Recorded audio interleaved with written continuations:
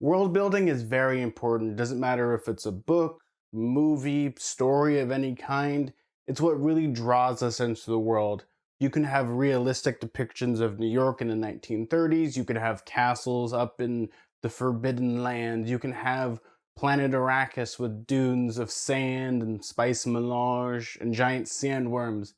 But what really makes a world is its world building. And it kind of goes into one of those things where it's like an infinite sandbox of possibilities. And the more people read books and kind of want to escape into the world and kind of want to live there, it's kind of my favorite things is just diving headfirst into something.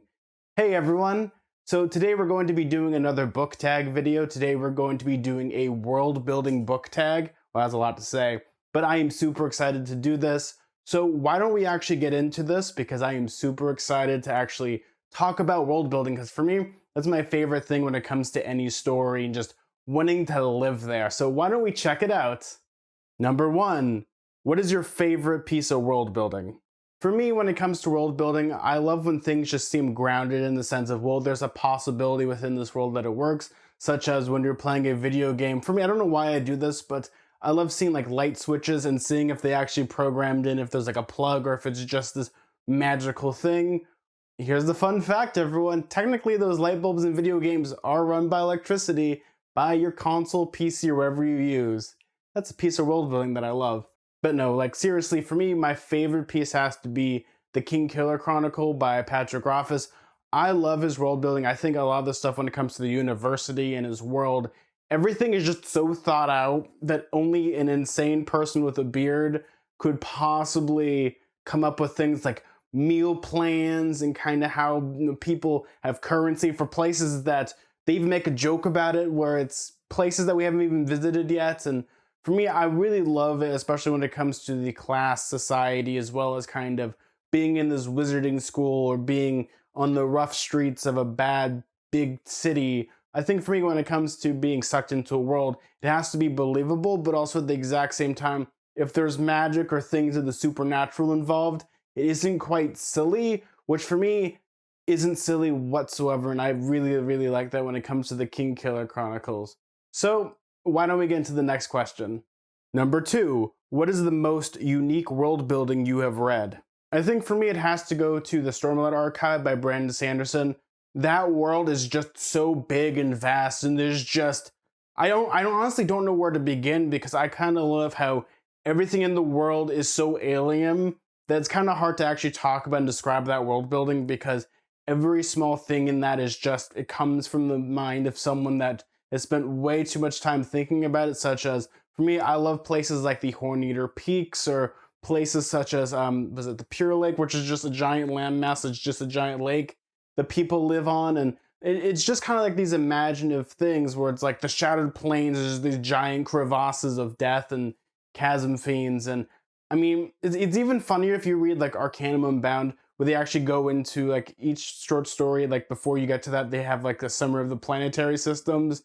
And it just talks about how much, the gravity and the oxygen is a lot different than most planets. And if you know all this stuff, it actually makes more sense when you actually read the story and you kind of fit those things together. For me, I actually really do enjoy that type of stuff, where again, it connects together. And when it comes to Brandon Sanderson and all the Cosmere, there are so many different, unique and different and weird settings that when it comes to world building, I think he's really good at kind of capturing the tone of, this isn't our world at all. I mean, it has a lot of facsimiles, but isn't like the, oh, this is just Earth, but people have pointy ears or slightly blue, or have like in Star Trek, like something on their forehead. It isn't like that at all. I think for me, I really, really like that when it comes to just the Cosmere and just Roshar in general, how unique it can actually get.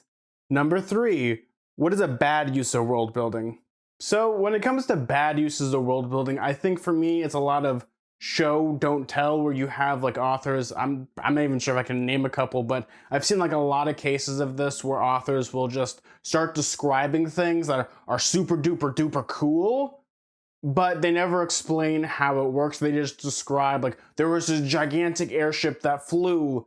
Okay, so how did it fly? Or when it comes to, does it serve any purpose of the story? And if it doesn't, I think that's kind of bad world building. It's like, throwing things to the wall and seeing what sticks, especially when it comes to a bad world building. It feels like the author has a lot of good ideas, but doesn't know how to execute them. He just starts putting them into the story, and it doesn't quite work in that way. I think for me, a lot of the times when it comes to world building, again, it has to be fully fleshed out. It has to actually be a part of the world. It doesn't have to be giant airships, or it doesn't have to be giant magical swords. It doesn't have to be strange creatures. It just has to make sense within the narrative. And when an author isn't able to pretty much, he details everything but doesn't explain anything, that's where you kind of lose me in the world. And I'm like, oh, okay.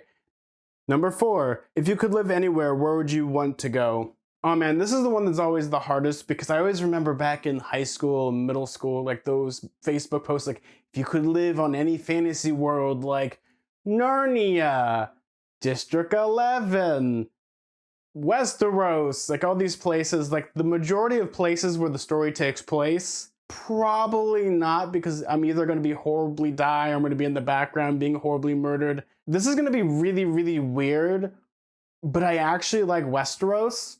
But I should preface this. I like Westeros when it isn't the current time period that it is right now. Maybe during like the Dunk and Egg parts, where I love Dunk and Egg, where you kind of have like, there's peace, but also it isn't entirely awful yet.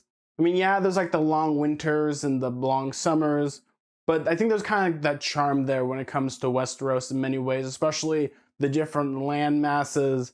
I mean, that's a good answer for me. Like, I really wouldn't want to live in like the Lies of Loch Lamora. Like, that place is horrible, awful all the time, and it's cool because it's like fantasy Venice, or even a lot of the planets in the Cosmere are kind of bad. Like, I don't know anyone that would be like, I'd love to live on Scadrial. No, it would probably be a miserable experience no matter what time you go. And it's like one of those things, like for me, it has to kind of make sense. Maybe because I've been reading Wheel of Time, that place, I think it's called Andor, or I don't even know what the name of the continent is. Oh my gosh. But that seems like a nice place, but not during wartime, like when the series is taking place. Probably not. Places I wouldn't want to go is probably Arrakis. None of the Dune universe is appealing to me.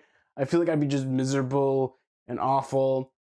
I mean, again, I'd have to say Westeros, because at least it's nice and there's a lot of wonders of the world, and for the most part, it isn't awful looking, but also at the exact same time, if it's during the story now, the story proper, I would not want to live there. But that's one of those things. I kind of like living on Earth right now. Yeah, it's kind of a garbage fire at times, but I had to pick.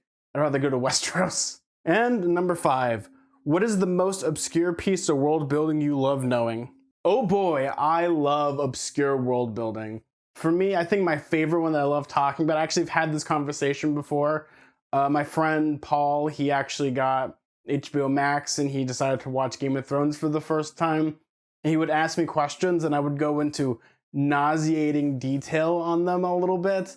And I think my favorite piece of obscure world building is the Great Empire of the Dawn, and kind of this place, this continent way out there, where apparently, there's just a lot of cool things about it, with like they have like these gemstone emperors, and just how they kind of possibly had their own type of destruction in many ways, and just how cool that sounds, and how a lot of it's like an H.P. Lovecraft reference, because I think they're in Yi-Ti, but it's like one of these things where I love that type of weird, obscure world building where people can latch on to things. Like for me, it's the Great Empire of the Dawn, and really fly with it, and kind of like, oh, how is this going to build up into the story proper? It probably won't, but it's always fun to have kind of like these things in the back of your mind, how you get really excited for something such as that, and you just hit the ground running. And for me, I think that's my favorite piece of obscure world building, is kind of like this Great Empire of the Dawn, which is pretty much like this empire that ruled a lot of like the continent of Essos pretty much, and they kind of brought on possibly the Long Night, and they have these emperors that would live for hundreds if not thousands of years, and then they would die, and then a new gemstone would come up, like the the Amethyst Empress, I think, and then there's the Bloodstone Emperor, who was found like a crazy comet or something fell into the sky, And it's like, oh yeah, we're gonna bring on the apocalypse. I'm probably getting a lot of this wrong because it's been a while since I've read all this stuff, but I just love this type of stuff when it comes to in-depth world building where you can have things like these little stories that just work. And for me, I absolutely love this.